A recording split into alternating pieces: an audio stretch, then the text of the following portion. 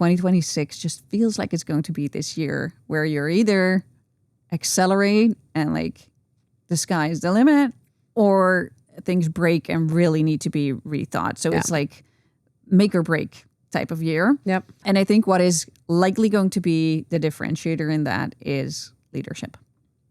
And then to that point of leadership, there seems to be an increasing need for that more human-centered leadership approach where you combine the needs of your people with the needs of the business and truly slow down or stay confident and calm to pause and reflect on like, what is it that the business and my people need in order to succeed. This is Momentum with Sidekick, the podcast where we explore what's shifting in business and in leadership and what it means for you right now. We're Bonny and Nora, and we help leaders turn complexity into clarity and ideas into action. Let's dive in. Well, welcome back. 2026 is upon us. A new year. New year. New adventures. New adventures. Same pod, same Momentum with Sidekick, but with a few new learnings under our belt, which maybe is the best way to set up our first episode back. We're going to do a couple of things today. So with it being our first episode, I feel like we'd be remiss not to pause and practice what we preach and do a bit of reflection on our first year as a podcast, and share maybe a bit of our learnings on the mic, off the mic. And then second, like everybody's doing now, our favorite thing to do in January is circle back. Back. Let's talk about that in January. Have we replaced resolutions with circling back? We're going to circle back today. So in reflecting on our first year, there are definitely 3 episodes that were quite popular, got a lot of engagement, sparked a lot of conversation after the fact, and are things that maybe there's been some evolution. So we'll talk a little bit about what's new, what's changed, or in one case, like what in hindsight we wish we would have spent more time on and could have gotten into. Great idea. Especially kind of thinking back of some previous episodes, we mentioned in the episode with Mark, it's going to be the year of the fire horse. Ooh. Right? So a lot of uncertainty, unpredictability. So in circling back, I don't think the goal is to rehash any conversations, but to really make sure that we keep up with what's happening around us, make sure that we kind of turn it into practical things, that we just kind of stay adaptable and agile and stay in tune with everything that's around us. So we may have some refreshed insights. Yeah. Let's explore it together. Totally.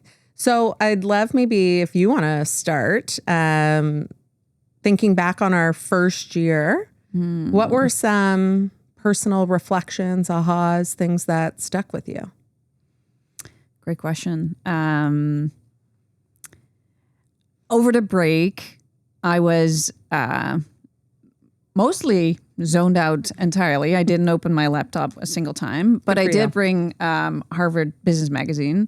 And as I was reading it, it brought me back to a reflection that I had before, like the number of times that we have been recording a topic and then the day before, the day off, or the next day, things start popping up on my feed on that exact same topic, which I could go either like conspiracy theory way of like Big Brother is watching us. Your phone's listening, the everyone's algorithm's listening, and they are just targeting me with all of this content. But I choose to see it the other way. And I think it is like where it's a sign of us being in tune with what's happening in the world, the business world, topics that are on other people's, on other leaders' minds. And that we're just exploring and on this journey with many others. But like that, just it's just funny to see how literally it happened to me this morning. Popped up. I pulled up a newsletter. I was like, "This is what we're talking about today." Right? Yeah. And then the other thing that I've been thinking about is a theme that has come through in human-centered leadership, and part also like the integration and the facilitative leadership. I just feel like you and I have been talking about this type of leadership style and advocating for it for our entire careers, if you will. But it seems to be picking up some real traction. And I mean, makes me really happy to see that. But it's also, I've been reflecting on that, like, why is that? Were we so ahead of the curve? Probably not. But I think it has always been around. It's just clicking now. And as I was thinking back at the other episodes, like around uncertainty and AI and all the things happening at this like increasing speed, it just forces us to take a more human approach. And I think that's really interesting to see kind of just how this leadership style that we both really love seems to be picking up. Yeah, there's more proof points. Yes. And it's a pleasant surprise. Yeah. Yeah. That's really cool. What are your reflections? A couple come to mind. The first one being kind of around topics, similar to you, of like we talk about it and then it starts showing up everywhere. I think something that's been a really enjoyable, positive symptom or byproduct of the podcast, and maybe other leaders, managers out there can relate to it, of every year I'm like, you need to read more, inform yourself. You love learning, education, subscribe to the newsletters, get yourself an HBR subscription and dedicate those, carve out time every Friday morning. You start your day drinking your coffee, flip through it. Best of intention, and then never happens. And next thing you know, I have like 100 unread newsletters in my inbox. The amount is like overwhelming. Yeah. And it's like, partly I know the value to pop my head outside of the rabbit hole, have a pulse on what's going on, be inspired, think new ideas instead of always looking at checking off the to-do list, focusing on the here and now, looking internally. And it's just hard. Like it happens to me every time. And that's something the podcast has been a really nice vehicle to like hold me accountable to do that. And I've really enjoyed and surprised myself with some things that I've learned or explored or discovered, and embraced that curiosity. So that's been really nice and a good reminder of why it's beneficial. So I don't know if it was because the reading led to a immediate outcome or that motivation, but a reminder to just like be curious. And with that, I think the second piece of when we started this out, we spent a lot of time around what are the topics, what content is relevant, timely, what will people relate to. We had some focus groups, we did some surveys, we did a lot of research. We just didn't sit down and go like, let's talk about this today. No. Got a lot of feedback from who, would potentially be our listeners. And to your point around the topics or the content seemed to be resonating and timely. Some of the feedback we got from those initial focus groups and continued on anecdotally is shifting from, yes, content to more being a thinking partner, and people going, when you talked about this, it really got me to think differently. Or someone was mentioning, I keep coming back to the human-centered leadership episode in real time as something's happening. So that's been like an interesting learning of how do you pair just content and education and exploration with action and real-time implementation. And in our work at Sidekick, like we want to be a thinking partner to leaders, but being able to, I guess, accomplish that at least for some in this one-to-many and not being there. I'm like, oh, it's working for some, which has been a cool learning. Yeah. Yeah. And that first part also totally resonates. Like the just reading articles and doing research with the purpose of having to speak about it in this podcast. It serves a different purpose and is therefore, it just brings more joy and excitement in doing it. Yeah, totally. Well, and before this, I was leading a virtual workshop with a global team.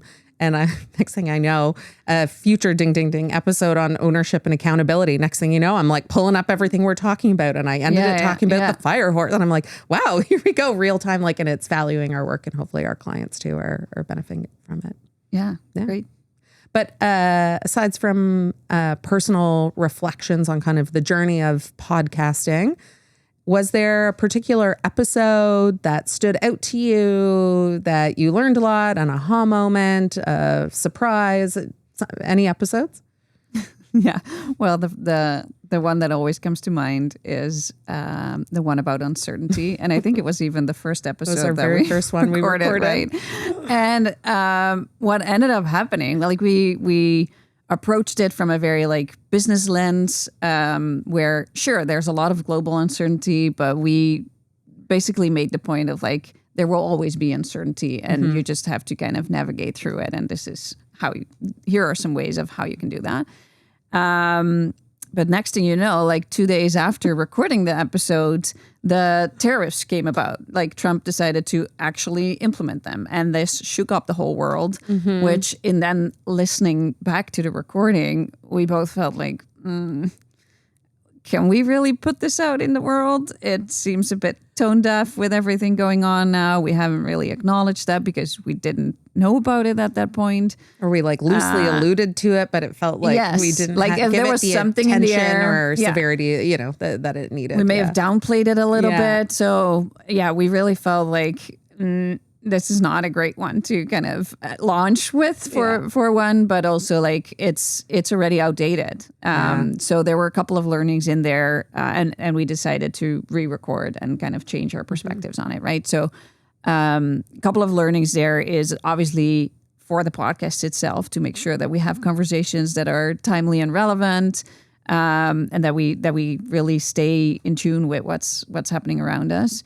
But also on a macro level, it's this small example of what's happening everywhere, right? Every leader, every business is experiencing this exact same thing. You do one thing today, and 5 days later, it turns out to be no longer the right thing to do. So that need for adaptability and real-time adjustments and rethinking things, it's just there for everyone. And we're only human, right? So there's learnings around, I think, of leaders doing town halls, right? Like you can't predict what's going to happen the next day, but how do you communicate clearly and then go, whoops, in hindsight, this doesn't make sense anymore. We could have made the choice to, nope, we did it. We recorded it. There's logistical things that come with re-recording and blah, blah, blah. Like, but I think we hopefully made the right choice. Yeah, but it can easily be paralyzing, right? Like being afraid of saying the wrong thing or saying something that's outdated tomorrow, which I think is the last thing that people should be doing.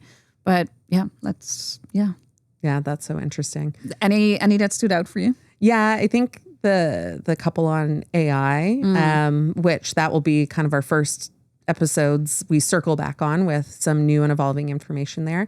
But watching it, the adoption curve that we spoke about in the second episode kind of happen in real life. So our first one with Israel and OK, almost a year ago, you try and put yourself back in your shoes a year ago where ChatGPT was still, people are getting used to it. And that episode was really around education and what's out there and the risks and the benefits. And then our next one about like implementing it, adopting it, a culture of experimentation, where a lot of kind of reading now that I'm seeing that we'll talk about is shifting from who's adopting well to who's actually creating value now. And how long can you stay in that experimentation phase?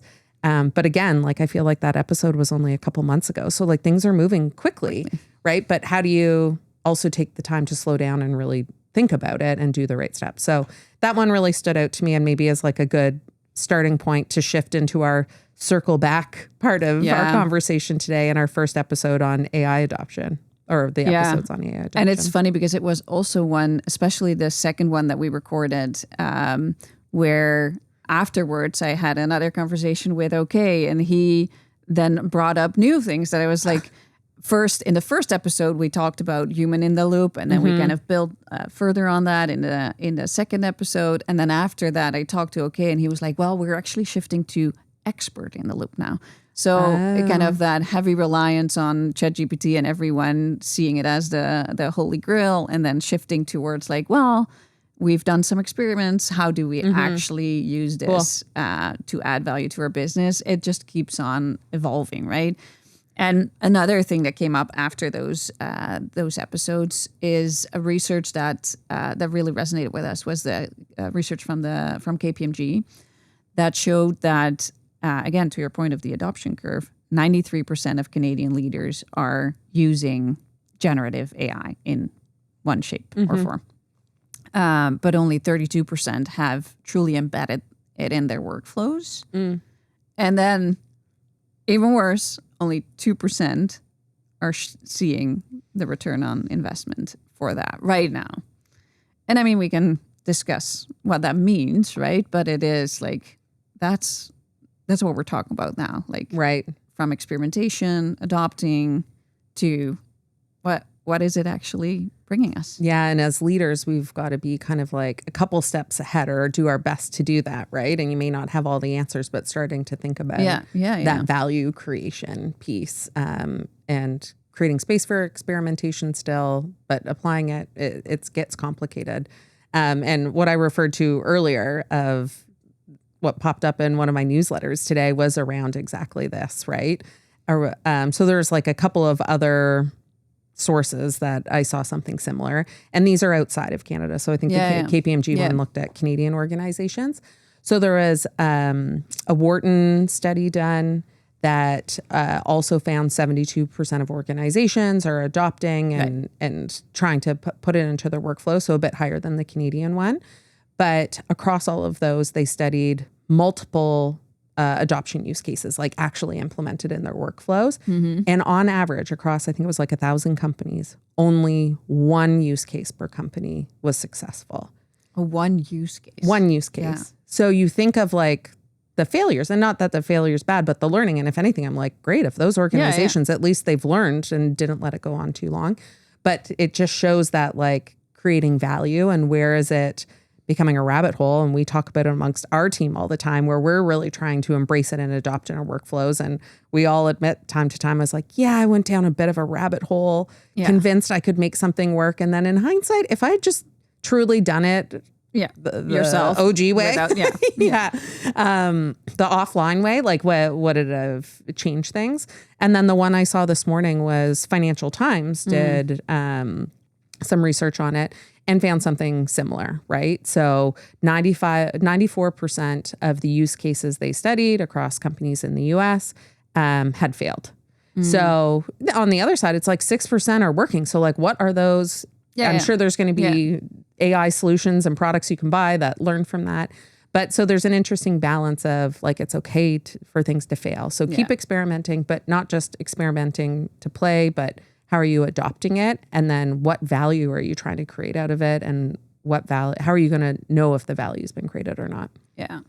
Yeah. And it might just be the nature of like any change or big innovation, right? Like, I don't know whether we should actually expect a return on your investment right now, or does it just take time? And how much time is that? How much time do we allow for that? Same as with any good strategy. It might not be working right off the bat, but you kind of just need to see it through a little bit. Yeah. So it's an interesting shift from like adoption curve that we talked, and we're still on that somewhere, progressing on it, I guess. But the experimentation and the adoption part of it is relatively easy, and like most of us have gotten there, but creating value is not. And it seems like the key to unlock it, that true value, truly brings us back to leadership again. And that speaks to the points that we have been tackling in our previous episodes too, right? Like, in order for AI to be valuable, create value for your business, it should not be like this standalone thing or project that you do, but it really needs to be embedded in your operations, your day-to-day business, your processes, your workflows. You need to set it up in a way that is aligned to your strategy and your value creation as a company. And then also the ability to measure that value. Like, how are you going to assess whether it's actually working or not? If you're not measuring it. And then the change management piece of it, the human piece of it. Everyone is somewhere on that adoption curve. Some might be a bit more advanced in their skill sets and their capabilities, and some it doesn't come that naturally. So the investment, and I think that's also what we talked about in one of the episodes, investments in skills and capability building to truly reach that full potential of AI for your business. Yeah, I totally agree. And I think, for ourselves as leaders, and if leaders are, what do you take away from this? And I think what we talked about in the second AI episode of like the adoption curve still stays true. So you need to kind of take stock of like where your organization is on it, where you are as a leader, where your team is. Because you don't want to like jump to value creation before you like have basic education and experimentation on your belt. So that's not the takeaway here. But I think first still reflect on that. And if you're getting to a place that you are expecting to see value created out of this, maybe a question leaders can ask themselves is AI actually improving how we do our work? Are we making better decisions? Are we producing better outcomes? Are there better experiences for our customers, for our employees? And what should that look like? And how do you know that you've accomplished it? So I think is it actually improving? And I think amongst our own team, we in some cases said, like this has been excellent, right? And don't shy away from talking to our clients that we used it because the value and the output is better. And then there's some times where we're playing around. It's like, oh, I could have spent that hour a different way, right? Yeah. So that's what I would leave with leaders, because if you can't answer that question quite yet, you still need to focus on that adoption phase before you move to the value creation phase. Yeah, that's fair. And we've been talking a lot about, even in this kind of circling back on AI, talking about failures, right? Like if out of the 20 cases you try with AI, only one succeeds, then there are 19 failures, right? Yeah. And that's something that another episode that we did that we feel like really resonated, and in talking about it afterwards, we wished we would have gone a bit deeper into this kind of failure component, is the one that we did on recovery with you and Michaela, both with a top athlete or professional athlete background. Learning a lot from like how athletes go about recovery.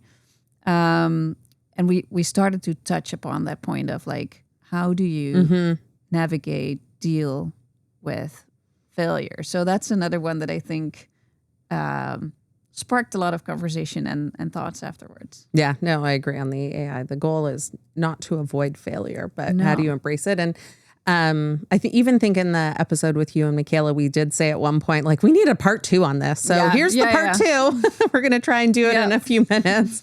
But because something that really struck me is our conversation focused largely on physical, emotional recovery as an individual. Yeah.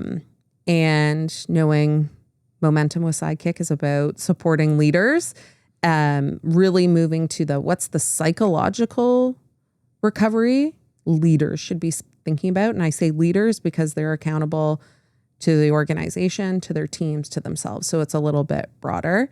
And curiosity got the cat on this one because I left that episode being like, oh, I want to talk more about this, right? And there's this piece around building that into your DNA as an organization. And there was a lot of language around, it's just not about bouncing back from failure. Like recovery from failure, and maybe recovery is even the wrong word, shouldn't be about getting back to baseline, but more about how do you bounce forward with new capability? Think of this as like a new regenerative cycle of some sort. How are you going to move forward with greater reflection, learning, acknowledgement, vulnerability to be better, lead better, and do better as an individual leader in an organization? And I think there is increasing research and evidence around how recovery can truly be a strategic competitive advantage, right? There are some studies out there. Emerald Research is one that I recently read that said something around how recovery heavily depends on self-regulation, and that how you process and reflect on failure, like your internal reflections on it, are a great predictor of like learning and development. So that kind of just reiterates that point. McKinsey also highlighted that in order to effectively kind of recover from failure, you need to create these like psychologically safe spaces. People need to feel comfortable to speak about their failures and to create that environment to learn together, right? And then World Economic Forum, which it's coming up in a couple of weeks again, they took it even a step further and say that recovery from failure is not an individual trait, but like a collective corporate strategic or organizational strategic advantage if you're able to do it well, right? So that kind of brings back the statement that we also made, like recovery can be your strategic competitive advantage as an organization. And it leads to resilience. Yeah. Yeah, as an organization. I mean, a couple things come to mind. I mean, the athlete side and making those comparisons. You think, I mean, some teams, individuals compete and win a lot every time. Yeah. But more often than not, going back to your, failures in AI, you will have losses, right? And you get back on the court, you get back on the field, in the pool, on the hill, whatever it may be, and you pick up, you bounce forward, you learn from it, and you move on. So how are you as a leader being mindful of your framing and how you lead through that? Because if you're kind of, you'll role model that, right? And a few years back or a while back, I was on this small group project. We were responsible for designing, developing, launching, and seeing through a national program that had never been done before. And we literally had like 4 months to do it. So we kind of assembled a key team and we had lots of learnings and stumblings along the way. Some in our control that was like, oh, we should have been smarter about that. And a lot out of our control. And me being someone that's like motivated to act, I was like, okay, let's keep going. And I was more like, okay, move on, got it. And I would process it pretty quickly. But there was one woman on our team, and thankfully for her, she just like forced us every time. Pause. What are we supposed to be learning from this? And she really, and it would be ad hoc, informal. It wasn't like every stand-up meeting we stood up, but that was her role. And she like asked it and then eventually modeled it enough that others started asking it in a bigger group and an individual. And when I think about, what does this mean for leaders? Think about the psychological recovery and how can you embed that in the DNA of your organization or your team, both from your mindset, modeling that mindset for other, but there's probably some systems and practices and routines that you can kind of help build that muscle. But I think we cannot especially the year of the fire horse, and everyone's talking about the uncertainty that could come this year. Like this is going to be something I encourage everybody to really, really think about. But curious from your perspective, like if you've had clients ask about this, or, if somebody were asked, what would you suggest a leader think about? Yeah, interesting. And there's not a client necessarily that comes to mind that had asked about it, but it's just kind of the hesitancy about talking about failure or not knowing. So maybe there is a client that was going through a big like transition, merger, acquisition, and the not knowing just paralyzed them, and they kind of just stopped communicating, and therefore things started to go like in all various different directions. Mistakes were made, but instead of like addressing it, creating that safe space for people to talk about it, it became a bit of this toxic environment, which I think had they really embraced this idea of like failure, mistakes, things are teachings or like lessons in disguise. And to your point, like your colleague, someone would have stopped them and say like, guys, we cannot control all of it, but what can we learn from this? Like, what is the universe trying to teach us? To tell us, And going back to like you used the word resiliency earlier, and I think the fact that what the World Economic Forum also said, like it's not individual, but it is like an organizational capability or trait to have, also opens up this door for it to be designed a little bit more. Like you can develop systems and habits and role model certain behavior, and not leave it to coincidence whether failure is processed as like your collective moving forward and learning or potentially individual damage. Right. And, I've had a conversation with a client recently, just at the end of the last year, about this of like psychological safety. Like I understand it in theory, but like, how do I know without waiting for an employee engagement survey in 8 months? Like what are some things that I can look like? And I was like, yes, it's definitely complex, but some of those small things I try and look for and ask myself like, yes, no, is do people in the team or in the organization, do they like willingly, proactively, readily admit like failures, missteps, mistakes, right? Big or small, right? Like, are they doing that? And what's your reaction or others' reaction to it? 2, are people asking for help? Yeah. Proactively. And 3rd, that's a good sign. And are people saying, wait, I don't understand.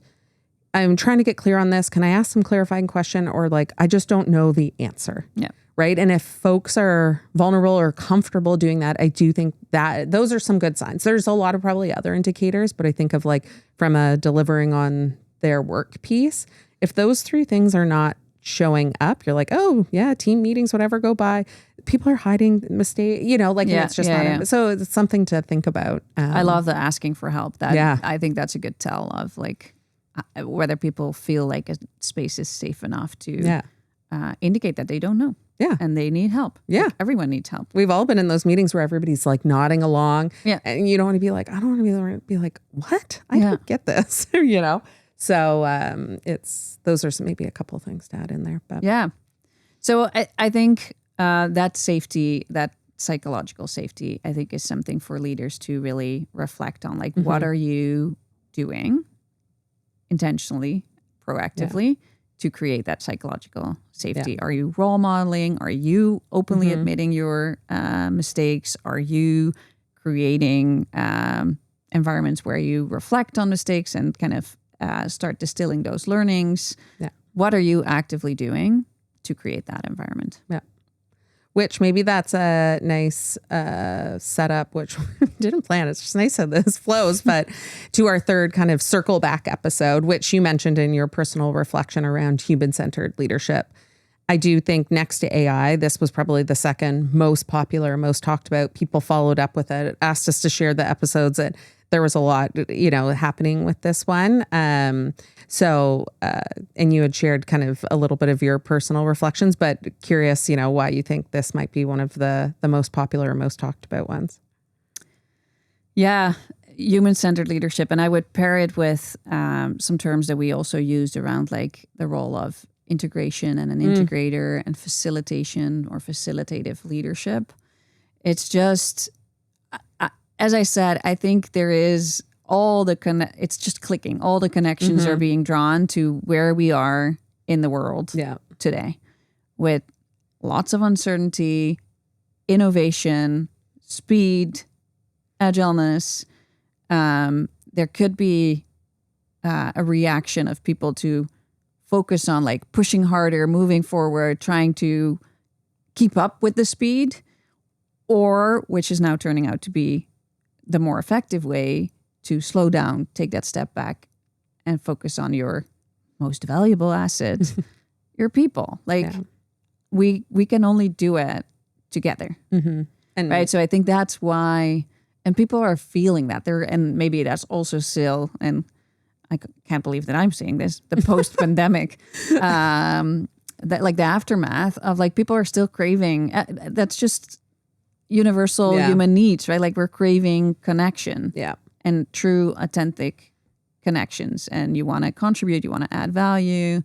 And that is something that I think this human-centered leadership is speaking to. Yeah, I agree. Like focus on people, but it's like really important, especially uncertainty and pace, to be so in tuned with your people, like the folks you work with every day, your customers, as well as yourself as a leader, right?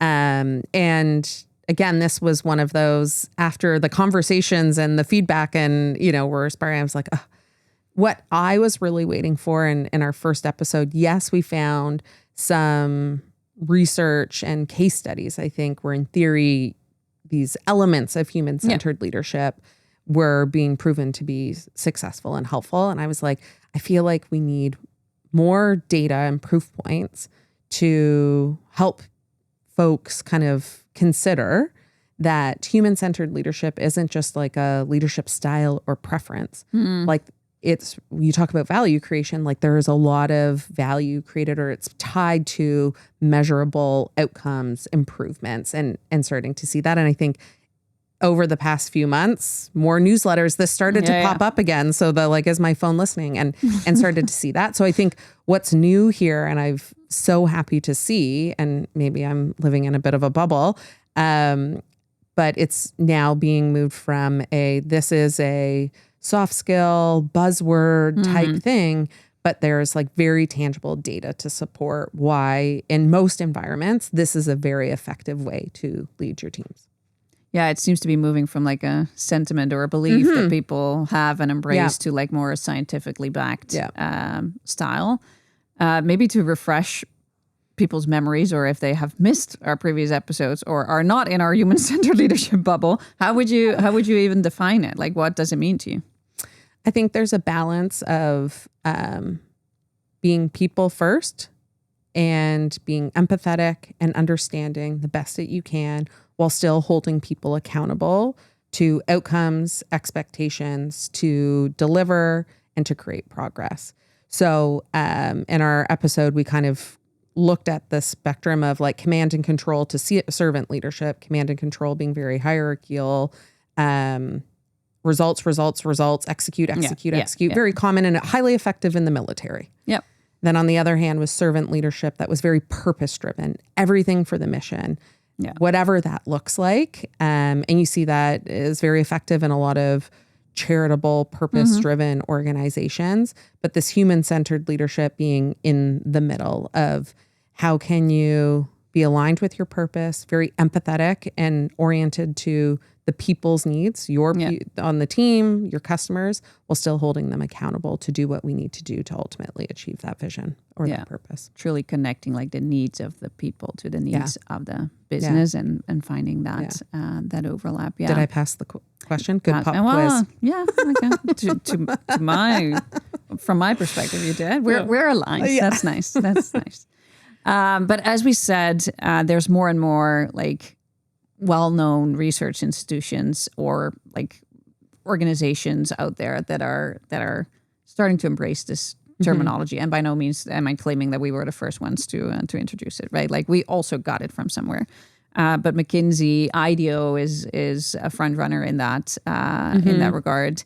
But also like the Oxfords, the MITs are now starting to come and bring this scientific proof that organizations that are embracing this human-centered leadership or the tenets of it are showing that they are outperforming other organizations by 35%, that they are 50% more likely to innovate effectively, and are showing 76% higher engagement rates.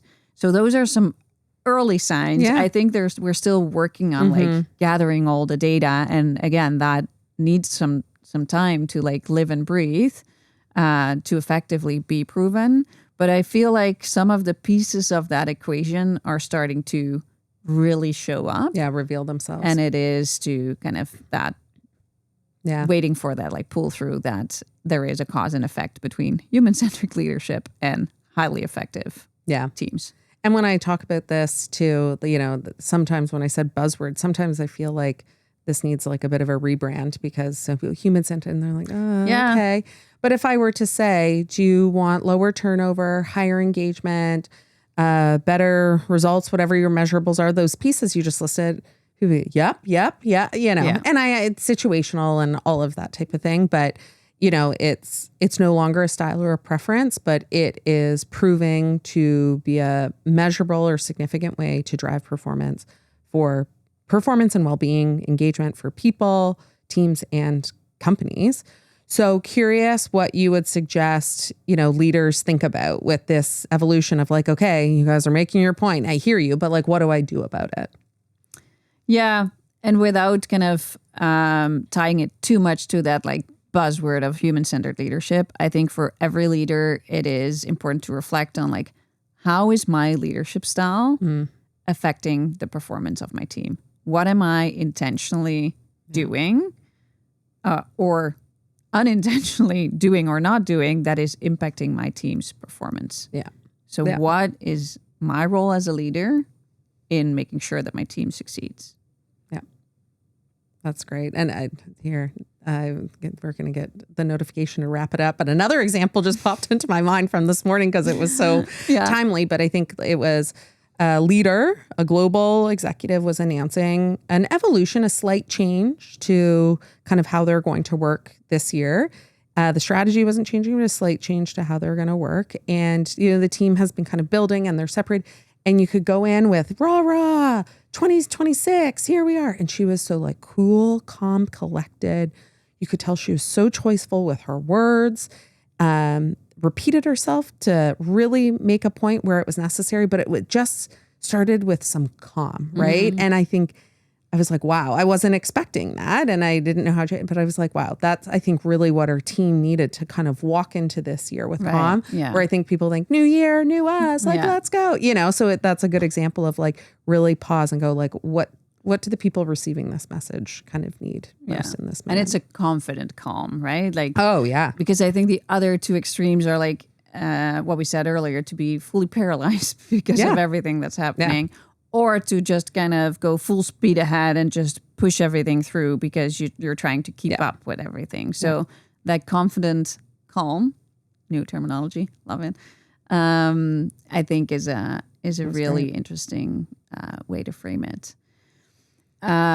Overall, great reflections on our first year of the podcast. The circle back wasn't so circle back. Bouncing forward. Yeah. I think there are some really like common themes or red threads that we've seen show up, right? Like one is around these uncertain times, the year of the fire horse. I once misspoke and said fire hose, which might also be true. Let's timestamp this and come back to it in 6 months. But then I think what is going to make or break, that's another thing that we said, like 2026 just feels like it's going to be this year where you're either accelerate and like the sky is the limit, or things break and really need to be rethought. So it's like make or break type of year. Yep. And I think what is likely going to be the differentiator in that is leadership. And then to that point of leadership, there seems to be an increasing need for that more human-centered leadership approach where you combine the needs of your people with the needs of the business and truly slow down or stay confident and calm to pause and reflect on like, what is it that the business and my people need in order to succeed and make it a break. Yeah. Make break year. I thought break was a positive thing, but it's actually make it a make year. Make it a make year. A make year. And the questions that we kind of posed today, we'll capture those and share them maybe in the show notes, as well as any other kind of resources if leaders are listening to this and kind of setting their intentions for the year.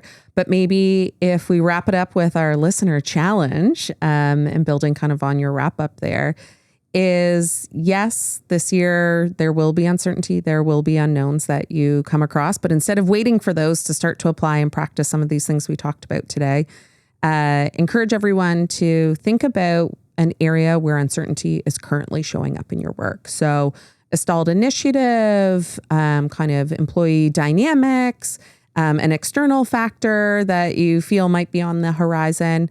And ask yourself the questions that we kind of threw out there today under, AI adoption and value creation, psychological recovery and bouncing forward with new capabilities, as well as human-centered leadership. And again, they'll be in the show notes. But ask yourself those questions and see what kind of breakthroughs that you have that can help you manage that uncertainty and move forward in 2026 with momentum. Great. Thanks all for listening to Momentum.